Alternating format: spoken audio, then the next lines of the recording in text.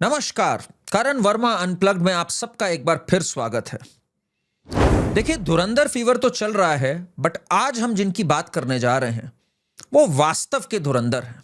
जी हां, एक ऐसे धुरंधर जिन्होंने अपना पूरा जीवन भारत मां को समर्पित कर दिया। और अगर मैं उनके जीवन की बात करूं, एक तरह से a chill runs down my spine और रूह कांप उठती है सोच के कि क्या राइड रही होगी ये। बड़े से बड़ी हॉलीवुड फिल्म बना लीजिए, भारत की फिल्म बना लीजिए, कुछ भी बना लीजिए, nothing can ever do justice to this life. We are talking about the one and only Ajit Doval ji, the man, the legend, the धुरंधर। देखिए, कभी भी अगर धुरंधर शब्द आए ना, तो हमारे दिमाग में एक ही व्यक्ति आने चाहिए सबसे पहले, और वो अजीत डोभाल जी हैं। और जो कहावतें होती है ना, जो जीता वही सिकंदर, गलत बोलते थे लोग, वो होना चाहिए जो जीता वही धुरंधर। और जो लोग बोलते हैं ना जेम्स बॉन्ड, अरे ये बहुत बॉन्ड बन रहा है, बॉन्ड की जगह होना चाहिए ये बहुत धुरंधर बन रहा है। बिकॉज हम आज जिन धुरंधर की बात कर रहे हैं उनका जीवन शुरू होता है 1945 से। और अगर मैं भारत के दर्शन से हिसाब से बात करूं, जब वो सर्विस में आते हैं तो भारत एक बहुत ही क्रिटिकल जंक्चर पे था। 1968, fresh from the defeat of 1962, जहां एक मैसिव इंटेलिजेंस फेलियर हुआ, और साथ में 1965 में जहां हमें पता नहीं लगा ऑपरेशन जिब्राल्टर होने वाला था। पाकिस्तान को हमने ठोका तो जरूर, बट हमारा इंटेलिजेंस एपरेटस कुछ था ही नहीं उस समय। एक नेशनल सिक्योरिटी पॉलिसी नाम की चीज ही नहीं थी उस टाइम पे। 1968 में रॉ का गठन होता है, RN काओ जी ये करते हैं, एंड अजीत डोभाल जी का जीवन भी उसी टाइम पे, अगर मैं प्रोफेशनल और देश के प्रति सेवा का जीवन की बात करूं तो वो वहीं से शुरू होता है। Complete clarity of thought is what constitutes Ajit Doval ji. ऐसी क्लैरिटी जिसकी हमें जरूरत थी उस टाइम पे। भारतीय संस्कृति में वो क्लैरिटी आती है। मैं अगर बात करूं विभिन्न लोगों की जो उनसे मिल के आए हैं, उनके साथ समय बिताया है, सुनिए वो क्या कहते हैं उनके प्रिंसिपल्स के बारे में, who the real man is. तब आपको पता लगेगा कहां से आते हैं अजीत डोभाल जी की सोच। सुनिएगा। It was very difficult. Pakistan पूरा डरता है अजीत डोभाल से. He believes in Indian traditional values, Indian history, Indian sacred texts, वेदा से लेकर रामायण से लेकर गीता तक उसको कोट करते हैं. पाकिस्तान उसको कोट करते हैं। चाणक्य नीति को अगर हमें एक आज पर्सोनिफाई करना हो, दैट इज अजीत डोभाल जी। और मैं इस पूरे वीडियो में बताने जा रहा हूं how he is used Chanakya नीति। पहले हम उनकी क्लैरिटी ऑफ थॉट की बात करते हैं, क्योंकि देखिए इस पिक्चर में, धुरंधर में, जब ये बात कही गई ना, हौसला, ईंधन, बदला, ये एक्चुअली अजीत डोभाल जी की लाइफ का सार है। पर ये सार आता कहां से है? ये सार आता है बिकॉज इनको एक क्लैरिटी ऑफ थॉट है, और वो थॉट रूटेड है हमारे ट्रेडिशंस में, हमारी सोच में। वो थॉट रूटेड है महाभारत में, वो थॉट रूटेड है रामायण में। और रामायण में वहां पर कि हां ठीक है हम सौम्य रहेंगे, ठीक है हम शांत रहेंगे, बट अगर समुद्र ने हमें रास्ता नहीं दिया, भगवान श्री राम को रास्ता नहीं दिया, तो उन्होंने भी बाढ़ उठाया और उन्होंने भी कहा भय बिन होए ना प्रीत। वही चीज को दर्शाते हैं अजीत डोभाल जी। जरा हम इनकी क्लैरिटी ऑफ थॉट जरा समझते हैं, फिर हम इनके जीवन की राइड पे निकलेंगे। सुनिए जरा इनका क्या सोचना था हमेशा। ये तब की टॉक्स थी 2014 से पहले, जब ये रिटायरमेंट में थे, बट इनकी थॉट्स हमें समझ में आ रही थी, जो कि पहले दिन से थी। हिंदुस्तानियों को हराया है तो हमेशा हिंदुस्तान के लोगों ने साथ नहीं दिया देश है। और दर्द है तो केवल इसी बात का। भारत के इतिहास में अगर दर्द केवल इस बात का नहीं है कि विदेशियों ने हमारे साथ क्या किया, उनका तो हम मुकाबला कर लेते। दुख इस बात का था कि हमारे सभी लोगों ने साथ नहीं निभाया। इनको इतिहास बहुत क्लैरिटी से पता था। इनको पता था, जो आज बोला जाता है ना बटेंगे तो कटेंगे, इन्हें पता तब से था ये बात कि एंड में जो एक 0.5 वॉरफ्रंट की बात करी जाती है भारत के अंदर की, वो सबसे खतरनाक है। इस चीज को इन्होंने तब पहचान रखा था जब इस पे सब सो रहे थे। एंड ये बात ये बहुत पहले से जानते थे, अगर मैं इनके जीवन काल की भी बात करूं। और हम जरा समझते हैं जो आज हम चीजें देख रहे हैं वो कितना पहले से ये बोलते आ रहे हैं। एक लाइन आती है फिल्म में, धुरंधर में, बलिदान परमो धर्म, जो पैराएसएफ की भी लाइन है। इस पे देखिए अजीत डोभाल जी की फिलॉसफी क्या थी long before he became national security adviser. सुनिएगा जरा। कितने लोगों ने कुर्बानियां दी इस देश के लिए जिनका नाम कोई नहीं है। जिसके बारे में किसी को पता नहीं है। देखिए 11वीं शताब्दी से लेके कोई एक दिन ऐसा नहीं था जहां कोई ना कोई अपनी कुर्बानी नहीं दे रहा था। भूल गए लोग, ये बिना कुछ नहीं होता। ये कहते हैं वो मरने के बिना स्वर्ग नहीं दिखता। मरने के बिना स्वर्ग नहीं दिखता, और ये इनकी पेट लाइन है, इन्होंने एक और बार कही हुई है ये बात। स्वर्ग देखना है तो मरना ही पड़ेगा, तो अपने को खटाना ही पड़ेगा, देश का नाम ऊंचा करना है। स्वर्ग देखना है तो मरना ही पड़ेगा, बलिदान करना है, even if you don't get credit for it. जो ये स्पाइज होते हैं, जैसे धुरंधर फिल्म में हमने देखा, जो अपना पूरा पूरा जीवन एनिमी टेरिटरी में काट देते हैं, कितना उनका सैक्रिफाइस होता है। धुरंधर फिल्म में ना केवल एक छात्रा स्पिरिट की बात करी है, बलिदान की बहुत बात करी है। और भारत एक बलिदान की भूमि रही है। अगर हम हमारे सिखों की बात करें, जो उन्होंने बलिदान दिए भारत को रोकने के लिए कि वो कन्वर्ट ना हो, यहाँ पर कितने लोग जब तलवार ले लेके निकले हुए थे बर्बरता से, औरंगजेब जैसे लोग, जो यहाँ बलिदान दिया है संभाजी महाराज ने, हमारे मराठाओं ने, हमारे राजपूतों ने, महाराणा प्रताप जी ने, उन सबके बलिदान की गाथाओं को ये हर जगह बताते भी थे और उनसे बहुत सीखते भी थे। और साथ में ये चाणक्य नीति का भी हमेशा डिप्लॉयमेंट रखते थे, बिकॉज ये समझते थे कि साम दाम दंड भेद सब कुछ का इस्तेमाल करना पड़ता है। आगे इनकी राष्ट्रीय सुरक्षा को लेकर हम जरा इनकी सोच समझते पहले, the clarity of thought. If you are strong, everyone is your friend. If, how, I think Dinkar's very famous line कि इतिहास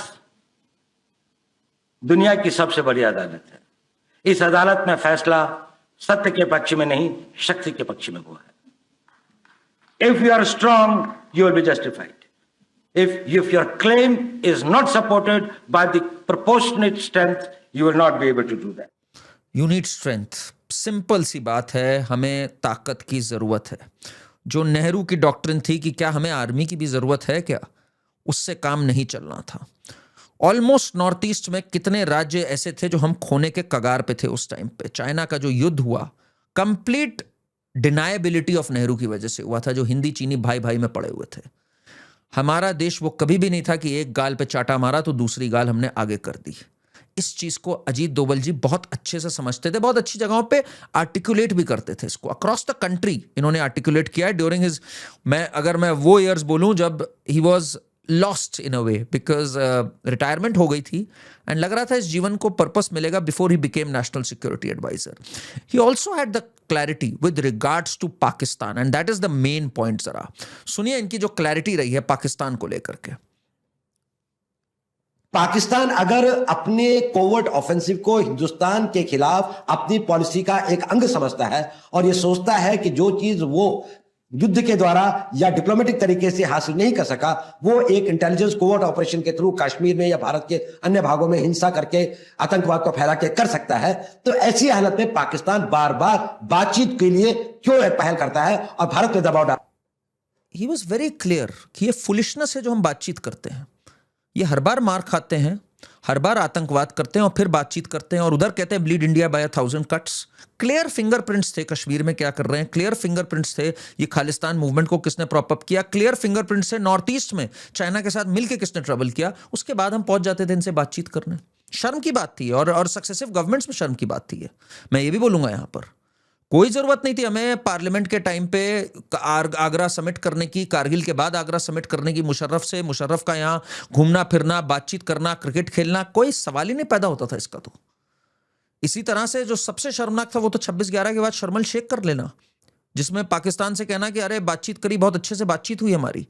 absolutely disgusting. He was very very clear about it. He could not tolerate all this. And then he said something very big, जो कि आज भी हम समझते हैं क्या है। सुनिएगा पाकिस्तान को लेके। Once they know that India has shifted its gear from the defensive mode to defensive offense, they will find that it is unaffordable for them. You can do one Mumbai, you may lose Balochistan. If you know the tricks, we know the tricks better than you. You do one Mumbai, you lose Balochistan. Once they understand कि आपके action का कुछ consequence है, पूरी game बदल जाएगी। इन्हें शायद पता नहीं था कि इन्हें यह करने का मौका बहुत जल्द मिलने वाला है, क्योंकि जहां फिर इन्होंने गियर बदला, और आज जो भारत की स्ट्रेटेजी है, बातचीत तो सवाल ही नहीं पैदा होती, क्वेश्चन ये आता है कितना ठोकना है, कितने एयर बेसिस ठोकने हैं, कितने जगहों पे हमला करना है, सर्जिकल स्ट्राइक करनी है कि लिमिटेड स्ट्राइक करनी है, कि हमें और कितनी इनके एयर बेसिस एंड आतंकी हमलों पे ठिकाना करना है. One mischief by Pakistan, they have to have a price and he proved it. और बलूचिस्तान में हमें पता है क्या है, खैबर पख्तूनख्वा में हमें पता है क्या है.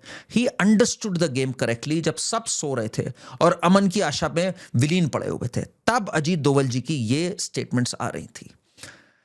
Which is what brings me to the first chapter of Ajit Doval जी's life, क्योंकि मैं इस लाइफ को जो हौसला ईंधन बदला है इसी में देखता हूं. The first chapter is the chapter of हौसला. देखिए, अजीत दोवल जी का राइट एट द स्टार्ट करेज से, एक बहुत करेज से इन्होंने सामना किया. 1970s की बात थी. फ्रेशली रिक्रूटेड 1968 बैच से पास आउट हुए अजीत दोवल जी, आईपीएस ऑफिसर. आईबी में जब ये आए, कुछ साल आईपीएस के रहने के पश्चात, तो इनको एक टास्क दिया गया. टास्क दिया क्या गया, इन्होंने आगे बढ़कर लिया, and that was to go to Mizoram. Mizoram उस समय एक तरह से वहां पर पूरा एक रेवोल्यूशन, पूरा रिवोल्ट, पूरी अनार्की छाई हुई थी. एक फैमिन आई थी जिसमें एक मिजो नेशनल फ्रंट आगे बढ़कर आई. उसका कहना है हमारे साथ फैमिन में ठीक रिलीफ हमें नहीं मिला, एंड दे लाल डेंगा नाम का एक लीडर था उनका, जिसका खौफ था पूरा. 7 उसके कमांडर थे, और उसने पूरी तरह से 1966 में बीएसएफ के पोस्ट पे हमला करने के बाद डिक्लेयर कर दिया था हमें अब अलग होना है, और अपना झंडा तक वहां पे फहरा दिया था. दिल्ली में समझ में नहीं आ रहा था कि क्या किया जाए इसको. That is when no IB officer was ready to go there. Ajit Doval ने कहा मैं जाऊंगा वहां पर. अजीत दोवल गए. देखिए, इनकी एक चीज है कि जहां पे खतरा होता है वहां पे इनको भी एक खिंचाव आता है और इनको जाने में भी मजा आता है. तो ये खुद बोला हुआ है इन्होंने, जरा सुनिए, डर नहीं लगता. खतरा हर एक आदमी को लगता है, डर तो हर एक आदमी को लगता है. इसकी टाइमिंग है. कुछ को घटना से पहले लगता है, कुछ को घटना के वक्त लगता है, कुछ को घटना के बाद लगता है. मैं थर्ड कैटेगरी वाला आदमी हूँ. मुझे जब घटना से पहले मेरा दिमाग शायद उस बात पर नहीं होता है कि इसमें मेरे लिए डेंजर कितना है. जब हो रही होती है तो उसके बाद सारा माइंड ऑक्यूपाइड होता है, फोकस्ड होता है, आप कर क्या रहे हैं. जब सब कुछ हो जाता है, अब घर आ जाते हैं और सिगरेट पीने लगते हैं, तो फिर लगता है कि यार क्या हो सकता था. He is so clear about it कि भाई डर लगा, बट उस समय नहीं लगता. उस समय I am so focused and driven. और यही बात है कि अगर आप कॉन्सिक्वेंसेस ही के बारे में सोचते रहो तो आप एक्शन परफॉर्म कर ही नहीं सकते हो. That is why he often quotes the Bhagavad Gita, कर्मण्येवाधिकारस्ते मा फलेषु कदाचन. कर्म पे हमें काम करना है, बाकी जो डेस्टिनी में लिखा होगा, प्रारब्ध में लिखा होगा, जैसे होगा, I will go about it with complete bravery. He lives everything he says. And जब वो वहां मिजोरम में पहुंचे तो देखिए, चाणक्य नीति में माहिर है, अंदर फूट डालने में इनका कोई जवाब ही नहीं है. उसके जो 7 मेन कमांडर थे लाल डेंगा के, उसमें से धीरे धीरे एक एक करके उनके साथ पर्सनल रैपो बना के, उनके अंदर घुस के, उनसे बातचीत करके, दोस्ती करके, 5 से इनकी बड़ी तगड़ी दोस्ती हो गई, और फाइनली 6 से भी हो गई. उनको अलग अलग बातें करी कि भाई मेरी बहुत अच्छा रैपो है, दिल्ली में भी आपको स्पेशल पैकेज दिलाऊंगा, आपकी आ जाओ आप भारत के साथ, आपका ध्यान रखा जाएगा, you will be taken care of. सब कुछ कर डाला. लाल डेंगा जो है बिल्कुल खौड़े आ गया. लाल डेंगा ने वहां पर बहुत कोशिश करी इनको सैबोटाज करने की, पर उनकी झस निकल गई थी. 72 से लेकर 74 में कईयों ने सरेंडर कर दिया, आपस में फूट डल गई, कईयों ने वेपन्स डाल दिया. बीच में लाल डेंगा भाग भी गया यूके, बट हालत खराब हो गई. इंसर्जेंसी तो चलती रही, 12-13 साल तक और चलती रही, बट वो बात खत्म हो गई थी, वो झस खत्म हो गई थी. और फाइनली वो ऐतिहासिक दिन आया 1986 में, जब मिजो अकॉर्ड साइन हुआ राजीव गांधी में, और मिजोरम का प्रॉपर इंटीग्रेशन भारत के साथ हो गया. अनबिलीवेबल अचीवमेंट, जो लोगों को लग रहा था कि क्या होगा. और लाल डेंगा का बाद का इंटरव्यू है ये कहते हुए कि अगर अजीत दोवल ना होता हम अलग हो गए होते, कोई रोक ही नहीं सकता था हमें अलग होने से. He was so clear about it. लाल डेंगा ने जो इंटरव्यू में भी कहा, मैं जरा पढ़ना चाहूंगा यहाँ पे. I had 7 military commanders under me. When Doval left, he took 6 of them with him. And I had no choice but to come on board and negotiate a peace accord. तो he was so brilliant. लाल डेंगा को पूरी तरह से मदद मिल रही थी. China से, पाकिस्तान से, सबसे। और इन्होंने अजीत डोभाल जी ने बड़े स्टाइल से चलते हैं ये बहुत इमोशंस असाइड रख के फिर टैक्टिकल एंड स्ट्रेटेजिक डिसीजंस लेते हैं। इसी लालडेंगा को इन्होंने पहला चीफ मिनिस्टर भी बनाया मिजोरम का, कहा थोड़ा पीस रहे, सेटलमेंट रहे। बाद में वो हट गया Laldenga, but he knows how to handle it. ये नहीं कि एकदम उत्तेजित हो गए तो इसको तो रौंदना है मैंने, ना ना ना ना ना। He will deal with you in a very calculated manner. A true spy, a true nationalist and a very mature individual. ये जो आजकल के ट्रम्प आते हैं ना, I will destroy them, I will do that, he makes a fool of himself. Today is made a fool of himself, जो पूरा Iran में हुआ है। Learn from someone like Ajit Doval ji, how he manages the situation. That is how he managed Mizoram. But देखिए इनकी जो film है life की ना, एक फिल्म ही है मैं कहूँगा। मिजोरम में ये चल ही रहा था और जब इन्होंने 74 तक तो कमर तोड़ दी थी, इनको भेज दिया गया, भाई आप कमाल कर रहे हो, आप सब सिक्किम चले जाओ। सिक्किम में अलग चैलेंज था। सिक्किम में जो राजा था हमारा चोग्याल डायनेस्टी का, उनका एक इश्क था एक अमेरिकन से, होप कुक नाम की महिला से, और वो उनकी वाइफ बन गई थी। लोग कहते थे वो एक CIA एजेंट है, इनफैक्ट थी भी, कहना भी था, बाद में ये बात आई भी। और भारत के तब रिलेशंस अमेरिका से बहुत डगमगाए हुए थे, क्योंकि 1971 में उन्होंने पाकिस्तान को सपोर्ट किया था। 7th फ्लीट भी भेज दी थी जो रशिया ने रोक दी थी, और US बोलता रहा था, हमने तब भी पाकिस्तान के 2 टुकड़े कर दिए थे। तो US बहुत खौड़ियाया हुआ था, निक्सन भी बहुत खौड़ियाया हुआ था इंदिरा गांधी जी से। तो सिक्किम में बड़ा डर था कि भाई सिक्किम एक बफर स्टेट है इंडिया चाइना के बीच में, ऐसा ना हो कि सिक्किम एक अमेरिकन कॉलोनी बन जाए और बाद में अमेरिका वहाँ पे टेंशन क्रिएट करे। CIA की एजेंट से शादी करी ली है राजा ने, जो बिल्कुल इश्क में है विलीन। पहुंचे अजीत डोभाल जी वहाँ। अजीत डोभाल जी जब वहाँ पहुंचे तो उन्होंने देखा कि भाई जनता जो है वो राजा से बहुत कोई प्यार नहीं करती है, और राजा ने एक प्राइम मिनिस्टर टाइप का भी रखा हुआ है, बट आपस में फूट डल सकती है बहुत अच्छी। तो वही साम दाम दंड भेद, उन्होंने जनता से बात करी, उन्होंने कहा अपने भविष्य का सोचो, ये राजा ऐसा है। धीरे धीरे he started turning the tide, और ऐसी हालत कर दी कि जनता का एक रिवोल्ट हो गया। वहाँ एक रेफरेंडम तक करा दिया इन्होंने, रेफरेंडम में सिक्किम का मर्जर हो गया। प्राइम मिनिस्टर और जो किंग था उनमें आपस में लड़ाई लगवा दी, और ये जो CIA अमेरिकन पत्नी थी ये भाग गई US, एक्सपोज हो गई है 2 साल के अंदर। ये भाग गई और कभी पलट के नहीं आई। डायनेस्टी कर गई कोलैप्स। और वहाँ के जब प्राइम मिनिस्टर होता था, बिकॉज एक स्पेशल दर्जा होता था तब, उसने फ़ोन किया इंदिरा गांधी जी को कि भैया अपनी आर्मी भेजिए आप, भारत की आर्मी आई, रेफरेंडम हुआ, काम तमाम, Sikkim was merged with India. That is the story of Sikkim merger. Unbelievable journey, मैं वही बता रहा हूँ ना आपको। This is the story of हौसला, एंड इस हौसला कंटिन्यूड अक्रॉस। मिजोरम हुआ, सिक्किम हुआ, then he went to Pakistan. जी हाँ, पाकिस्तान में 7 years he remained under cover as a beggar. एक भिखारी की तरह ये रहे, क्योंकि एक टिप ऑफ आ गया था कि पाकिस्तान जो है वो न्यूक्लियर पावर बनाने की कोशिश कर रहा है। दुर्भाग्य इस पूरी चीज का ये है कि इनको जब भेजा गया था तब गवर्नमेंट थी इंदिरा गांधी की। इंदिरा गांधी की गवर्नमेंट गिर गई, मोरारजी देसाई आ गए, इमरजेंसी हुई, इमरजेंसी के बाद इंदिरा गांधी की गवर्नमेंट गिर गई। Morarji Desai hated raw. तो अजीत डोभाल जी जो खान रिसर्च लेबोरेटरीज और वहां पे जो भी थी, वहां पर एक भिखारी की तरह रह रहे थे।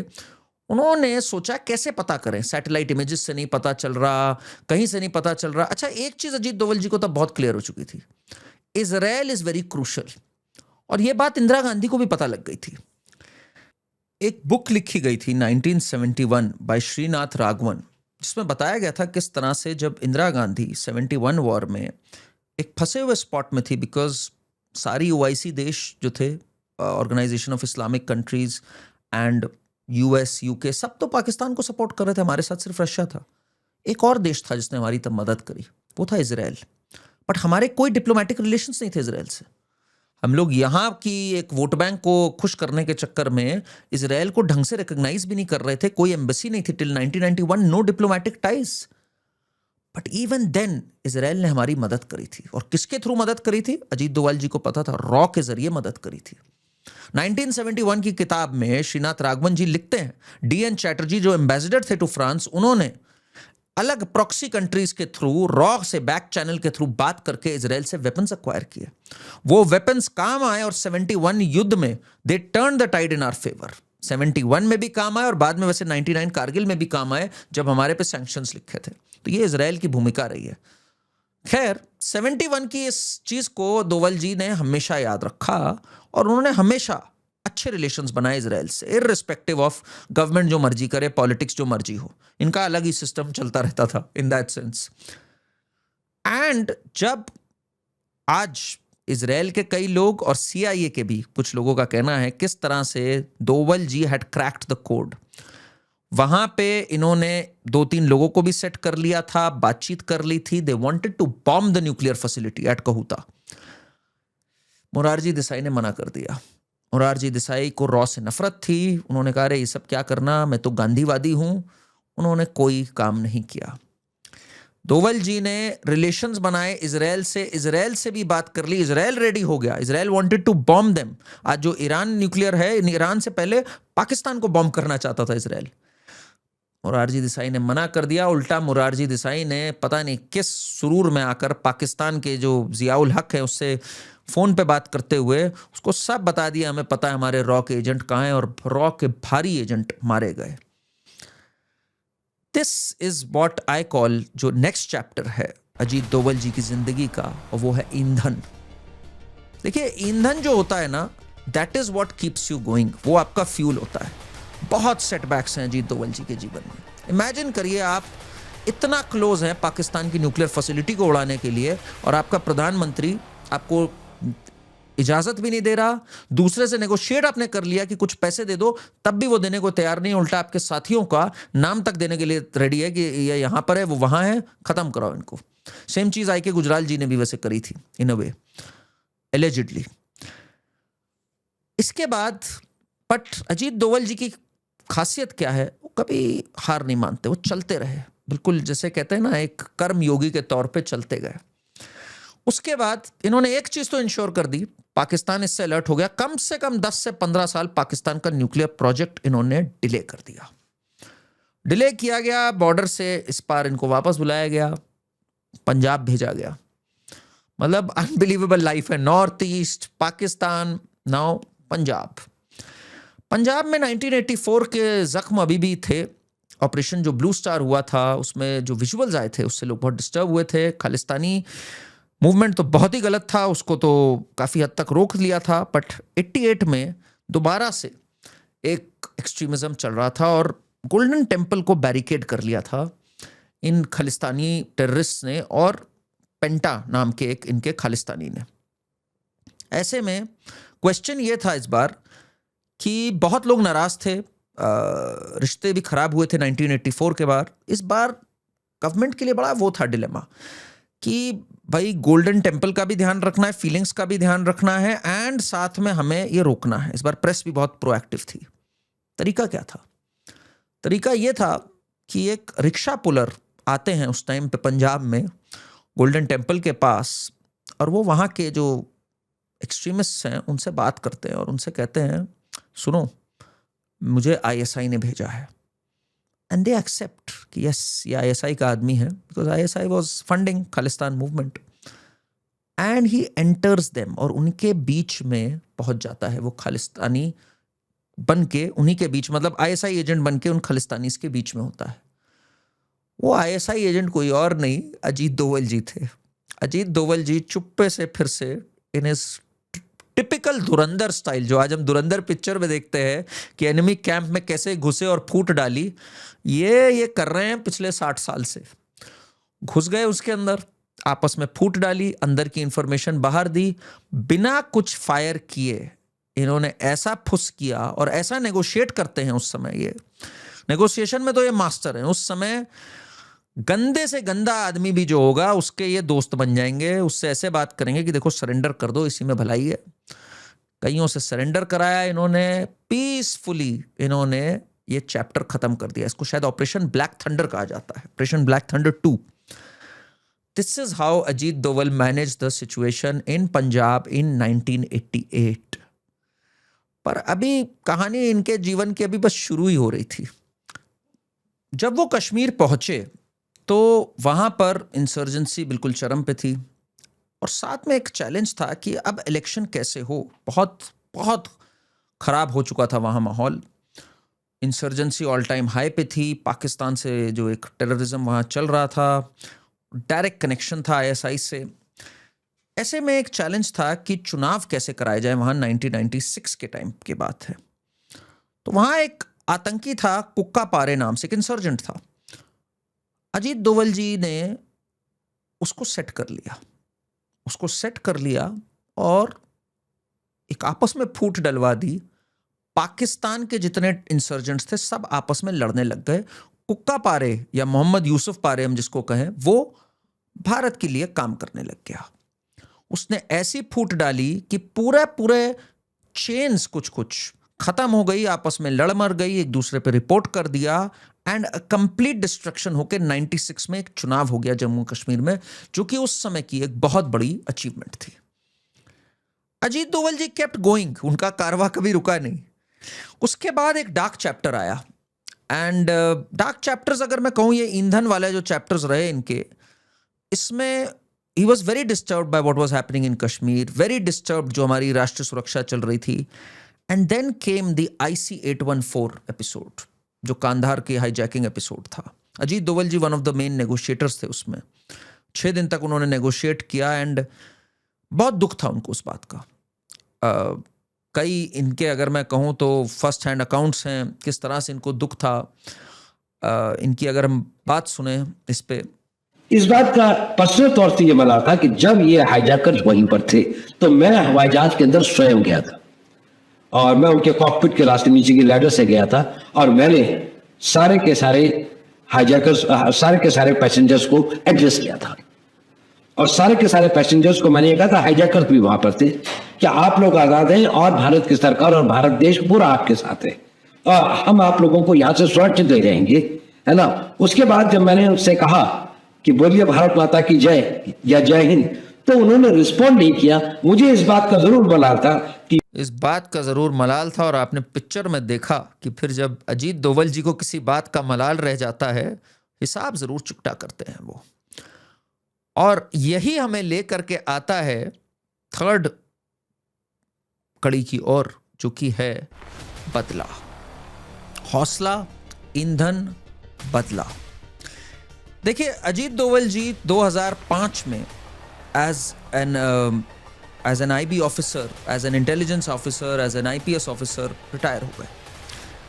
Once he retired, it's not कि उन्होंने काम करना छोड़ दिया। उन्होंने एक प्लान बनाया था और प्लान बनाया था दाऊद को निपटाने का, ऐसा कहा जाता है और उन्होंने स्वीकारा भी कई जगहों पे बातें उससे संबंधित। काम करते रहे ये, और जब इंडोनेशिया में बाली में छोटा राजन अरेस्ट हुआ तो इनका एम था छोटा राजन के साथ मिल करके दाऊद को निपटाने का। छोटा राजन और उसके आदमी के साथ, जो 2 आदमी थे छोटा राजन के, उनके साथ ये एक मीटिंग कर रहे थे और चाह रहे थे 2005 में जब दाऊद की बेटी की शादी है दुबई में, तो दाऊद का गेम ओवर कर दिया जाए। छोटा राजन सरवाइव किए थे, दाऊद ने उन पर एक असैसिनेशन अटेम्प्ट किया था थाईलैंड में, बड़ी मुश्किल से सरवाइव किए थे। टावल्स के थ्रू एक रोप बना करके बच करके निकल गए थे। आपस में बहुत लड़ाई थी इनकी, पहले एक साथ थे छोटा राजन और दाऊद। सोचिए जरा क्या घटिया एजेंसीज का हाल था हमारे देश का। ऑफिसर्स तो एक से एक थे, पर सरकारी इतनी घटिया थी हमारी। आपस में एजेंसीज में तब बहुत पॉलिटिक्स थी, NIA, ATS, police. Ajit Doval ji 2 Chhota राजन के लोगों के साथ एक मीटिंग कर रहे थे जब मुंबई पुलिस ने आकर के उनको उठा लिया और कहा कि आप यहां ये नहीं कर सकते, ये तो लोग छोटा राजन के लोग हैं। अजीत डोवल जी kept telling them, I am a former IPS officer, I am a former IB officer. They did not listen. They said no, protocol, ये वो समझाने लग गए। उस समय अगर एक यूनिटी होती, अगर एक यूनाइटेड फ्रंट होता और एक क्लियर नेशनल सिक्योरिटी पॉलिसी होती, क्या पता हमें कि अननोन गनमैन ने अपना काम कर दिया होता। बट शायद वो नहीं होना था, बिकॉज अजीत डोवल जी के अंदर ये ईंधन और बढ़ना था और बदले की ओर बढ़ना था। एक लाइन आती है इस फिल्म के अंदर कि किस्मत की सबसे अच्छी चीज यह है कि वो बदलती है। बंसल, किस्मत की सबसे खूबसूरत आदत पता है क्या है? वो वक्त आने पे बदलती है। एग्जैक्टली और वो वक्त आने पे बदली। और अजीत दोवल जी जो कुछ वर्ष तक, जैसे मैंने आपको स्पीचेस सुनाई, ऐसी स्पीचेस दे रहे थे, उसी दौरान इनकी मुलाकात नरेंद्र मोदी जी से हुई जब वो गुजरात के सीएम थे और एक राष्ट्र सुरक्षा यूनिवर्सिटी इन्होंने स्टैब्लिश करी। साथ में विवेकानंद इंटरनेशनल इंडियन फाउंडेशन भी, एक विवेकानंद इंटरनेशनल फाउंडेशन भी ये चला रहे थे, जिसमें देश हित के बारे में लोगों को एजुकेट कर रहे थे, बातें कर रहे थे। साथ ही साथ ब्लैक मनी के बारे में एक टास्क फोर्स थी बीजेपी द्वारा एकत्रित, उसमें इन्होंने लिखा कि ब्लैक मनी डिमोनेटाइजेशन के बारे में इनको ख्याल सुनने में आता है, तभी से आ गया था कि ये ब्लैक मनी बहुत बड़ी मेनास है, इसकी कमर तोड़नी है, नहीं तो ये narco smuggling in the north east और ये पूरा जो चल रहा है ये नहीं रुक सकता। इस पे इन्होंने तब लिखा था 2009-11 के टाइम पे, 9-10-11 उस टाइम पे, जब इनका कहीं कोई लेना देना नहीं था नेशनल सिक्योरिटी एडवाइजर से। किसी ने सोचा भी नहीं था तब 2008-7 में कि नरेंद्र मोदी जी प्रधानमंत्री भी बनेंगे और बीजेपी किसी दिन थम्पिंग मेजॉरिटी से आएगी। उन दिनों भी ये कर रहे थे। इल्ज़ाम तो ये भी था कि उस समय की आईबी, जो कि सोनिया गांधी मनमोहन सिंह के अंडर थी, उन्होंने इन पे नज़र रखी थी कि कहीं अन्ना मूवमेंट और बाबा रामदेव जी का जो मूवमेंट था और ये सब में यही तो नहीं शामिल है कहीं ना कहीं, विवेकानंदा फाउंडेशन, ये तक सुनने में आ रहा था। क्या था क्या नहीं था ये तो हमें कभी नहीं पता होगा। बट 2014 में किस्मत बदली और ये बने नेशनल सिक्योरिटी एडवाइजर। और नेशनल सिक्योरिटी एडवाइजर बनने के 1-1.5 महीने के बाद ही इन्होंने 46 भारत की नर्सेस को इराक से बचा करके भारत वापस ले आए जब मोसुल गिरा और आइसिल का पूरा उस पर कब्जा हो गया, आइसिल का। उस टाइम पे ये वहां गए इराक में, बातचीत करी, इनके संबंध तो हर जगह होते हैं, और इन्होंने 46 इंडियन नर्सेस को बचा लिया और साबित कर दिया कि भाई अजीत दोवल जी तो अभी भी अजीत दोवल ही हैं, अभी इनकी लाइफ की बेस्ट इनिंग्स तो लिखी हुई है। और जो जो इन्होंने बात करी वो डॉक्ट्रिन्स को इन्होंने इम्प्लीमेंट करना स्टार्ट किया। वही बदला जिसकी ये बात करते हैं, जिस बात को फिल्म में देखा गया। फिल्म कोई बहुत अलग नहीं है इनकी रियल लाइफ की फिलॉसफी से। सुनिएगा जरा। हर युवक के अंदर वो बदलाव आग होनी चाहिए कि मैं, प्रतिशोध शब्द अच्छा तो नहीं है, लेकिन प्रतिशोध भी अपने में एक बड़ी भारी शक्ति होती है। हमें अपने इतिहास का प्रतिशोध लेना है, हमें बदला लेना है अपने इतिहास का। क्लैरिटी रखनी हमें कि ये है। और इन्होंने साफ कहा देश की एक विल पावर जनरेट होनी अब जरूरी है। सुनिए। No army can fight whose will has been destroyed. Wars are fought not to kill. People are not the killers. Wars are fought to kill the will of the nation against It is whom the they are will. fighting, so that it can accept to the peace terms which are acceptable to us. We destroy the will of the nation, will of the people, will of that nation. पूरी राष्ट्रीय सुरक्षा की जो doctrine थी वो बदल गई। घुस के मारने की जो बात है और राष्ट्र सुरक्षा सर्वोपरि, ये अचानक से एक थॉट आने लगी। ये नया भारत है, ये नया भारत घर में घुसकर मारता है। और फिर तो जहां उरी हुआ, हमने देखा नए भारत ने घर में घुस के मारा और सर्जिकल स्ट्राइक्स करी। और फिर तो जो अननोन गनमैन का कारवा स्टार्ट हुआ, वो क्या ज़हूर मिस्ट्री, वो क्या वो पठानकोट वाला, सब अल्लाह पाक को प्यारे हो गए और 72 हूरों के पास भेज दिए गए। फिर तो वो रुका नहीं। अननोन गनमैन ने अपना जलवा हर जगह दिखाया। अजीत दोवल जी मुस्कुरा देते थे, अमित शाह जी भी मुस्कुरा के कहते थे जो कर रहे हैं हमसे क्या, ये लगता है कुदरत का निज़ाम ही है। एंड अजीत दोवल जी की जो भूमिका है, चाहे वो बालाकोट के बाद स्ट्राइक्स में रही हो, चाहे वो आर्टिकल 370 हटाने में रही हो, सबसे इंगेज करते हैं ये। आदित्य राज कौल जो एक रिपोर्टर हैं बड़े फेमस और धुरंधर में रिसर्च स्पेशलिस्ट हैं, उनसे जब मिले, उन्होंने बुला के उनसे पूछा कश्मीर में क्या चल रहा है। इंगेज बहुत करते हैं लोकल पीपल से। जिस दिन 370 हटा, लोकल लोगों से इंगेज करने वहां पर सबसे पहले कौन पहुंचे? अजीत डोवल जी पहुंचे। जब दिल्ली में राइट्स हुए 2020 में, कौन पहुंचा वहां पर सबके बीच में? अजीत डोवल जी पहुंचे और वहां की भाषा में बात करी, माइनॉरिटीज से बात करी। इंशाअल्लाह सब ठीक हो जाएगा। इनको घुलना मिलना, लोगों की भाषा बोलना, उसमें ये माहिर है। ये देखिए, इंशाअल्लाह there will be peace. And right after 370, right after Delhi riots, he understood कि अब हमारे को ना केवल बाहर की थ्रेट्स, इंटरनल थ्रेट्स भी। एंड जो इन्होंने बात करी थी ब्लैक मनी की और इस सब की, उस पे NIA, ED सब इतने एक्टिवेट हुए, ऐसे क्रैकडाउन्स हुए, आज नक्सल की भी जो कमर है वो टूट गई है बिल्कुल। इसमें बहुत बड़ा रोल है फंडिंग रोकने का। He understands the entire world order कि भाई कैसे होना है ये पूरी चीज। एंड यहां से जो बदला शुरू हुआ वो बदला आज तक चल रहा है। वो बदले की जो असली एक कर्राहट है वो फील करता है पाकिस्तान, जो कर्रा रहा है आज भी। बलूचिस्तान में जब कुछ होता है, खैबर पख्तूनख्वा में जब कुछ होता है, जब तालिबान ठोकता है, पाकिस्तान में आज एक खौफ है अजीत डोवल का। बिकॉज अजीत डोवल अंडरस्टैंड्स, जो एक लाइन है धुरंधर में, पाकिस्तान का मुस्तकबिल अब हिंदुस्तान लिखेगा। इसी मुस्तकबिल को आज अजीत डोवल जी अपने कलम से लिख रहे हैं, और ये कलम सोच समझ के, सूझबूझ से, पर एक बदले के भाव से भी, भले ही अच्छा लगे या बुरा लगे, से ये कर रहे हैं, क्योंकि ये धर्म को समझते हैं। देखिए, मैं एक बात अक्सर बोलता हूं, जिस जंघा को दुर्योधन ने पीटा था वही जंघा टूटी थी महाभारत में। जिस हाथ से दुशासन ने कुकर्म किया था द्रौपदी का केश खींचने के, वही हाथ धड़ से अलग हुआ था। वही जहूर मिस्त्री, और वो जब सीन आया था धुरंधर में, कितनी सीटियां बजी थी, वही जहूर मिस्त्री बोल के मरा था भारत माता की जय। तो हिसाब पूरा करते हैं अजीत डोवल जी।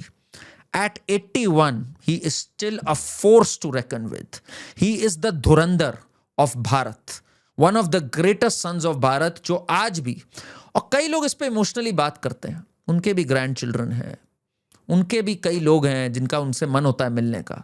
आज भी कभी रशिया में हैं, कभी यूरोप में हैं, कभी इराक जा रहे हैं कोई चीज़ को नेगोशिएट करने, कभी अमेरिका जा रहे हैं। He's still working round the clock and he continues to do this because he leads by example. बलिदान परमो धर्म। अजीत डोवल जी के जीवन के लिए एक एपिसोड काफ़ी नहीं है, वैसे तो मैं इस पे बात कर सकता हूँ कई एपिसोड्स तक, बट आज के लिए फिलहाल इतना ही। अजीत डोवल जी के ग्लोरियस लाइफ में अभी मुझे ऐसा लगता है कई और चैप्टर्स बाकी हैं। जब तक पाकिस्तान के 4 टुकड़े ना हो जाए, मुझे लगता है तब तक एक कंप्लीट जस्टिस नहीं होगी to his great life, because that is the dream. चले थे हमें ब्लीड करने बाय 1000 कट्स, अपने 4 हिस्से करा के चले गए। कमेंट्स में बताइए which part of Ajit Doval ji's life fascinates you the most. आपको कौन सी चीज सबसे इंस्पायरिंग लगती है? मुझे तो पूरा एक व्यक्तित्व ही बहुत इंस्पायरिंग लगता है। As for Dhurandhar, I think एक बहुत अच्छी फिल्म आई, बट एक और फिल्म बननी चाहिए out and out on the great life of Ajit Doval ji. शत नमन to this great son of Bharat. Like करिए वीडियो को, हाइप करिए, कमेंट्स में बताइए, एंड चैनल को जरूर सब्सक्राइब करिए। Thank you.